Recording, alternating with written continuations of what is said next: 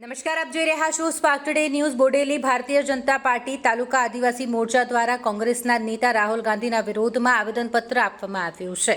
Bharatiya Janata party Gujarat આદિવાસી મોરચા પ્રદેશ કક્ષાએથી મળેલ સૂચના અનુસાર કોંગ્રેસના નેતા રાહુલ ગાંધી દ્વારા અમેરિકામાં જ્યોર્જટાઉન યુનિવર્સિટીના વિદ્યાર્થીઓને સંબોધનમાં અનામત વિશે પ્રવચન કરતા ભારત અને ભારતીય જનતા પાર્ટી આદિવાસી મોરચા ગુજરાત પ્રદેશ દ્વારા તેમના વિરુદ્ધ આવેદન આપવાની સૂચના મળતા છોટાઉદેપુર જિલ્લામાં દરેક તાલુકા કક્ષાએ મામલતદારને આવેદનપત્ર આપવામાં આવ્યું। ત્યારે બોડેલી ખાતે બોડેલી તાલુકા અનુસૂચિત જનજાતિ મોરચાના જિલ્લા પ્રમુખ રમેશ રાઠવા, બોડેલી તાલુકા પ્રમુખ ગણપત રાઠવા સાથે બોડેલી તાલુકા ભારતીય જનતા પાર્ટીના પ્રમુખ પુષ્કર પટેલ, સંગઠનના મહામંત્રી જયસિંહભાઈ, પૂર્વ પ્રદેશ કોષાધ્યક્ષ રસિક રાઠવા વગેરે સહિત મોટી સંખ્યામાં હોદ્દેદારો ઉપસ્થિત રહ્યા હતા અને મામલતદારને આ મામલે તેઓ દ્વારા આવેદનપત્ર આપવામાં આવ્યું છે। તેમણે જણાવ્યું કે વિરોધ પક્ષના નેતા રાહુલ ગાંધી અમેરિકામાં જે પ્રવચન કર્યું છે તે ભારત વિરોધી તેમજ અનામત વિરોધી છે।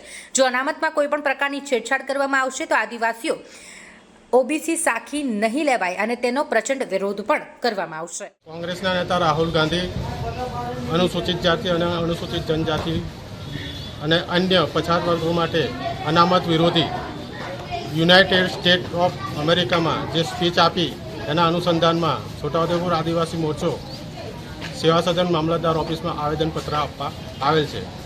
પ્રમુખ રમેશભાઈ રાઠવા, છોટાઉદેપુર જિલ્લો આદિવાસી મોરચો, સાથે મારા મોરચાના પ્રમુખ ગણપતભાઈ રાઠવા અને અમારી મોરચાની આખી ટીમ। ભારત માતા કી જય, વંદે માતરમ।